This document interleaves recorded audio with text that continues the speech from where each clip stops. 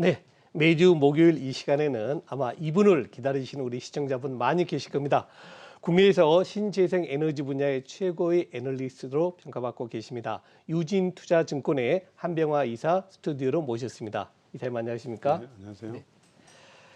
그동안 몇 차례 그 탄소 국경세에 대해서 말씀을 해주셨습니다만 혹시 이 시간에 처음 또 우리 코너를 보신 분도 계실 수 있지 않습니까? 그래서 10년 전부터 EU에서는 그 탄소 국경세를 계속 내겠다고 해가지고 빠르면 다음 달에 이거 공식화할 모양인데요. 먼저 탄소 국경세가 무엇이고 과연 7월 달에 발표되는 것이 어떤 내용인가 설명 부탁드리겠습니다.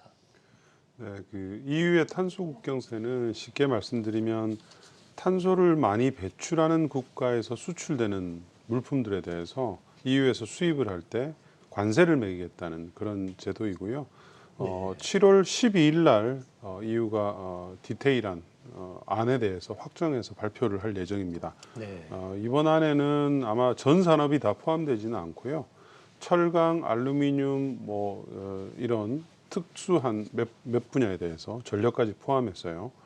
일단 시작을 하는 것인데요. 근데 시작하는 게 매우 중요하고요. 네. 이에 대해서 이제 잘 대비를 하지 못하면 EU에 수출을 많이 하는 특히 우리나라와 같은 국가들한테는 상당히 큰 폭의 좀 리스크로 작용을 할 수도 있습니다. 네. 이게 사실은 이제 저게 약간 문외한이어서 그런지 몰라도요.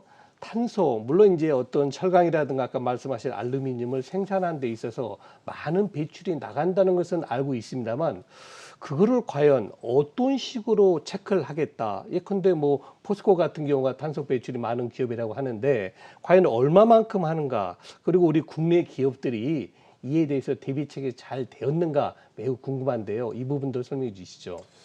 사실은 탄소에 대해서 측정하는 것은 이미 오래 전부터 그 측정 방법이 있습니다. 네. 탄소 발자국이라는 것을 저희가 트래킹을 할 수가 있고요. 그리고 그거는 이제 직접 배출하는 뿐만 아니라 간접 배출, 예를 들면 전력이죠. 어떤 전력, 대한민국의 전력을 이용해서 물건을 만드는 거랑 유럽의 전력을 이용해서 물건을 만드는 거랑은 탄소 배출의 차이가 다릅니다. 그렇죠. 그래서 그런 것들을 명확하게 과학적으로 증명을 해낼 수 있고요. 우리나라는 대응이 사실은 거의 없습니다. 이게 대응이 잘 되기 위해서는 일단 직접적인 배출도 많이 이제 감소를 해야 되지만 네. 제일 먼저 해야 될 것은 사실은 전력 부분의 재생에너지화죠. 네. 탄소 배출을 하지 않는 전력원으로 누가 많이 이제 변화를 해놨느냐에 따라서 이 서로 대응하는 강도가 다른데요. 네. 우리는 OECD 국가 중에서도 재생에너지 비중이 거의 최하위권에 가깝기 때문에 우리나라는 빨리 변해야 되는 지금 그런 국가입니다. 상당히 좀 이사님 말씀과 염려가 되는데요. 연초인가요? 중국에서 철강에 대한 조강을 줄이겠다. 이제 그 원인도 탄소 배출이 많다는 지적 아니겠습니까? 그래서 우리가 아직 우리나라가 다른 국가에 비해서는 이 탄소 배출에 대한 준비가 덜 됐다는 말씀드리니까 조금 긴장도 되는데요. 과연 그렇다면 우리 재생에너지 쪽은 이제 비중을 두셔야 된다 했는데 국내에서 그 그린 사업 관련주들 과연 어떤 업종이 있는지 그리고 최근 들어서 이들 주가가 그렇게 강한 모습은 안 보이고 있는 것 같습니다. 네. 그 이유에 대해서도 한번 짚어주시죠. 그린 산업 관련주들은 제가 여러 번 이제 여러분들한테 많이 말씀드려서 아마 많이들 알고 계신데요. 최근에 이제 종목들이 좀 조정세입니다. 연초에 이제 아주 피크를 쳤다가 지금까지는 이제 조정세인데 사실은 업황이라든지 기업들의 실적이라든지 이런 펀더멘탈 요인은 사실은 전혀 문제가 없습니다. 네. 그래서 그 점은 걱정 안 하셔도 되고요. 다만 이제 아무래도 우리나라의 주식시장이 좀 제한되어 있죠. 자금 규모라든지 이런 것들이. 네. 그래서 한쪽이 좋으면 한쪽이 안 좋고 이런 상황이 있는데요. 그렇죠. 최근에 특히 이제 재생에너지와 반대편에 있는 원전 관련주들이 주가들이 급등을 했습니다. 그렇죠. 그러면서 이제 원전 관련주들을 사야 되면 아무래도 이제 그린 관련주들을 좀 팔아야 되는 그런 상황인데요. 근데 이제 제가 저번에도 아마 여러분한테 말씀드렸겠지만 지금 탄소 중립의 시대의 중심은 재생에너지입니다. 어느 국가나 다 재생에너지를 중심으로 전력망을 구성을 하고 이제 너무 탄소 배출이 많은 국가들, 예를 들면 폴란드라든지 이런 석탄 비중이 높은 국가들 있죠. 이런 국가들에서 이제 일부가 원전을 도입을 하긴 하는데요. 중심은 재생에너지고요. 근데 재생에너지와 원전은 서로 이 부딪히는 전력입니다. 왜냐하면 재생에너지는 껐다 켰다를 해야 되는 발전원인데 원전은 한번 키면은 끄기가 어렵죠. 그렇죠. 끄면 그래서 또 안 된다고 그렇습니다. 예, 그러면 사고가 크게 나죠. 그래서 네. 부하 추종이 안 된다고 하고요. 네. 그래서 재생에너지가 중심이 되는 사회에서는 원전의 역할은 점점 쇠퇴할 수밖에 없고요. 만약에 우리나라가 예. 원전을 중심으로 하겠다. 네. 이렇게 이제 선언을 하고 재생에너지를 줄이면 모르는데 근데 그거는 이제 글로벌 컨센서스가 아니죠. 글로벌 그렇죠. 어느 국가도 원전을 중심으로 전력망을 체계하는 국가는 지금 이제 점점 없어지고 있는 상황입니다. 그러다 보니까 그런 부분들이 이제 최근에 뭐 여러 가지 하여튼 정치적인 이슈들과 맞물려서 원전주들이 많이 오르긴 했는데 어쨌든 제가 드리는 말씀은 탄소 중립 시대의 중심은 재생에너지입니다. 네. 제가 그러면 이제 이 정부 들어와서 사실은 이제 원전 관련, 원전 에너지 쪽에 조금은 거리를 두는 정책을 펴지 않았습니까? 물론 최근 들어서 이제 미 조 바이든 대통령으로 인해 가지고 다시 원전 관련주가 굉장히 뜨고 있습니다만 뭐 1, 2년 전만 해도 원전을 가급적 줄이자는 쪽으로 가고 유럽에서도 그런 분위기였는데 지금 이사님 말씀을 들어보면은 재생 에너지가 가장 이슈가 되고 앞서야 된다. 그게 이제 원전하고 또 약간 상반된 이미지고요. 그럼 한 가지 제가 궁금한 게 있는데요. 이 재생 에너지의 가장 핵심적인 좀 누구라도 알 수 있는 그 에너지는 뭐가 될까요? 재생에너지는 뭐 풍력 태양광이 네. 지금 뭐 연간 설치량을 봤을 때 전 세계 재생에너지 시장의 거의 한 80% 이상을 차지하기 때문에요. 풍력 태양광이 주력이고요. 그렇죠. 거기에 이제 뭐 앞으로는 아마 수소 발전들이 네, 네. 들어오게 될 것이고요. 바이오가 일부가 있습니다. 그런데 어쨌든 풍력 태양광이 세계 시장은 주도를 하고 있는 상황이죠. 아, 예. 네, 지금 이제 해상 풍력 말씀해 주셨는데요. 이제 그렇지 않아도 미국이 그 해상 풍력 발전을 멕시코만 쪽에다가 여러 개를 설치하겠다 이제 그런 뉴스를 본 적이 있습니다. 과연 미국이 그렇게 풍력을 원자력도 많이 있을 텐데 불구하고 풍력을 이렇게 많이 확대하는 그 의미를 어디에 둬야 될까요? 미국은 바이든 대통령이 이제 2035년까지 탄소 중립을 전력 부분에서 하겠다고 이미 발표를 했습니다. 네. 그러다 보니까 이제 재생에너지 확대에 총력을 쓰는 것이고요. 재생에너지 확대는 또 대규모 단지가 유리한데 해상 풍력이 가장 유리합니다. 네. 근데 지금까지는 미국의 해상 풍력은 북동부 해안 지역들, 여러분 아시는 뉴욕, 뉴저지 이런 쪽 부분이 대부분이었는데 최근에 바이든 당선된 이후에 캘리포니아 지역, 서부 해안 그리고 노스캐롤라이나도 발표를 했고요. 그리고 멕시코만이죠. 멕시코 네. 우리 이제 허리케인 굉장히 많이 나오는데 멕시코만인데 그렇죠. 예, 예. 그럼에도 불구하고 거기에다가도 해상 풍력을 하겠다고 할 정도로 굉장히 공격적인 해상 풍력 확대 방안을 가지고 있습니다. 네. 네. 지금 이사님이 안 그래도 멕시코만의 허리케인 딱 말씀하시니까 네. 저는 우리 또 남해안의 태풍이 생각이 나요. 네. 또 우리나라 같이 이렇게 삼면이 바다인 국가에서는 해상 풍력은 매우 지정학적으로 유리한 것도 있지 않겠습니까? 그렇습니다. 근데 제가 뭐 지방 남도 쪽을 다녀봐도 바닷가에 있는 그런 풍력은 그렇게 많이 못 본 것 같습니다. 과연 우리나라의 국내에서의 해상 풍력 요 현재 현황이 어떤지 혹시 말씀해 주실 수 있으실까요? 뭐 없다고 보시면 되고요. 거의 아, 테스트 정도 한 100메가 근처의 해상 풍력만 있는 상태인데요.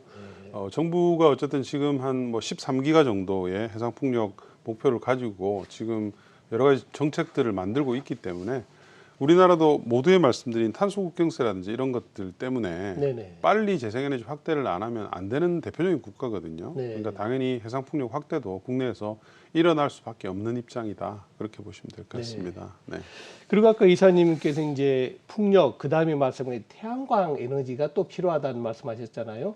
그건 저도 이제 많이 봤습니다. 아까 말씀대로 지방 다니다 보면 그 야산 혹은 이제 산에 이제 그 태양광 그 배터리 셀이 많이 있는 걸 봤는데 과연 이 태양광 쪽도 우리가 풍력 같이 이렇게 발전이 안 돼 있습니까? 국내가? 풍력보다는 훨씬 낫죠. 아, 태양광은 작년에 국내 연간 설치가 한 4기가 정도까지 됐습니다. 네. 올해는 좀 줄어들긴 하는데요. 왜냐하면 이미 뭐 국내에는 태양광 관련 뭐 좋은 업체들도 많이 있죠. 그렇죠. OCI라든지 예, 하나 예. 큐셀이라든지 뭐 이런 업체들도 이미 있기 때문에 태양광은 상대적으로 좀 분위기가 좋은데요. 네. 풍력은 아직까지는 설치가 매우 미약하다. 그래서 오히려 성장 가능성이 좀 더 높다고 이렇게 보시면 될 것 같습니다. 네. 아무래도 이제 저도 증권회사에 오래 있다 보니까 풍력보다는 태양광 쪽이 우리가 더 많이 발전되고 앞서가고 있고 또 그만큼 주가 면에서도 긍정적인 부분이 있다고 느낌이 옵니다. 혹시 그 풍력하고 태양광 쪽에서 관련된 주가 동향을 혹시 최근에 한번 검토해 본 종목이 있으신가요? 네, 뭐 그 풍력은 제가 뭐 여러 번 말씀드렸지만 지금 두 종목이죠. CS 네. 윈드하고 상강 MNT고요. CS 윈드는 여러분 아마 최근에 뉴스 보시면 미국의 베스타스 타워 공장을 인수한다는 뉴스를 보셨을 겁니다. 베스타스는 글로벌 1위의 풍력 터빈 업체고요. 네. 그 회사가 가지고 있는 미국의 타워 공장이 전 세계에서 가장 큰 공장입니다. 네. 그 공장을 한국의 업체가 인수를 한 것이고요. 그것 때문에 미국향 매출액이 아마도 한 2, 3년 안에 한 1조까지 늘어날 것으로 그렇게 보이고 있습니다. 네. 그래서 CS 윈드는 3조까지는 성장할 수 있는 회사가 되었다. 이제 이렇게 보시면 될 것 같고요. 두 번째는 이제 삼강 MNT입니다. 삼강 MNT가 요즘 주가가 약간 부진하긴 한데요. 사실은 근데 요거는 삼강 MNT 현재 펀더멘탈을 조금 반영을 못하는 것 같아요. 왜 그러냐면 삼강 MNT나 CS 윈드나 두 개 다 공이 수주가 굉장히 중요한 회사입니다. 그렇죠. 실적보다는 수주가 훨씬 더 중요한 이 사업인데요. 네. 작년에 삼강 MNT의 수주가 6,200억이었어요. 네네. 근데 올해는 연간 수익이요. 연간으로요. 예, 근데 예. 올해는 현재까지 이미 5천억을 넘었습니다. 오. 넘었고 현재와 같은 추세라면 1.2조, 1조 네네. 2천억 정도의 작년에 한 2배 정도의 수주가 예상이 되거든요. 예, 예. 그럼에도 불구하고 주가는 오히려 지금 뭐 약간 하향 조정을 하고 있는 편인데요. 네. 특히 이 풍력, 해상 풍력에 들어가는 하부 구조물 수주가 매우 많아지고 있습니다. 네. 작년 전체 연간 수주액보다 훨씬 더 많은 한 8천억에서 9천억 정도의 해상 풍력 하부 구조물 수주가 이제 일어날 것 같고요. 네. 수주 시기를 원래는 3분기 말에서 4분기 초 정도로 봤었거든요. 네네. 근데 조금 당겨질 것 같아요. 한 분기 어. 정도 당겨질 것 같아서 아마도 6, 7, 8월 요 정도 네. 한 3개 달 정도에서 풍력 관련 수주가 좀 집중될 것으로 보고 있기 때문에 네. 두 종목에 대해서 네. 상당히 좀 관심을 좀 가지실 만한 지금 시점이다. 이렇게 예. 말씀드립니다. 뭐 제가 우리 이사님께서 말씀하신 도중에 잠깐 주가 동향을 보니까는 CS 윈드는 바로 주가 반응이 보이고요. 또 삼강 MNT 역시 주가가 마이너스권에서 약세권에서 플러스로 전환되는 것 같습니다. 하지만 분명히 말씀드리는 것은 저희 이사님은 이 종목을 매수하시라 그런 뜻은 전혀 아니라는 것을 다시 한번 말씀드리겠습니다. 그리고 제가 아까 이 부분도 약간 좀 궁금했는데요. 수소 관련 쪽. 여기는 좀 우리나라가 앞서 있지 않습니까? 여러 기업들이 진출했는데요. 뭐 좀 앞서 있는 정도가 아니라 뭐 상당히 앞서 있죠. 그렇죠. 특히 여기는 정부 정책의 지원 강도 그리고 우리 대기업들의 참여 강도가 뭐 전 세계에서 아주 강합니다. 그렇죠. 근데 이제 수소가 그린 수소라는 개념이 이제 유럽부터 확산이 되면서 최근에 이제 미국도 수소와 관련 예산을 집행하는 것을 확정을 했습니다. 네. 그러다 보니까 수소 관련주들한테는 앞으로 한 2050년까지는 지속 성장, 지속 가능한 성장이 있을 것으로 그렇게 보고 있습니다. 네. 뭐 그러면 일단은 우리가 그 재생에너지에서는 풍력, 태양광, 수소 중에서 우리 한국이 제일 앞선 것은 수소 쪽이다. 그리고 태양광도 뭐 그 나름대로 경쟁력이 있고요. 반면 이제 풍력 쪽이 좀 약한데 제가 최근에 그 어떤 기사를 보니까 덴마크인가요? 덴마크인가 어떤 기업이 그렇게 풍력 쪽에서 세계에서 유수 기업이라는 평가를 받거든요. 요 풍력 쪽이 좀 강한 국가가 어디입니까? 유럽 국가가 강하죠. 아, 덴마크의 베스타스가 이제 글로벌 1위고요. 네네.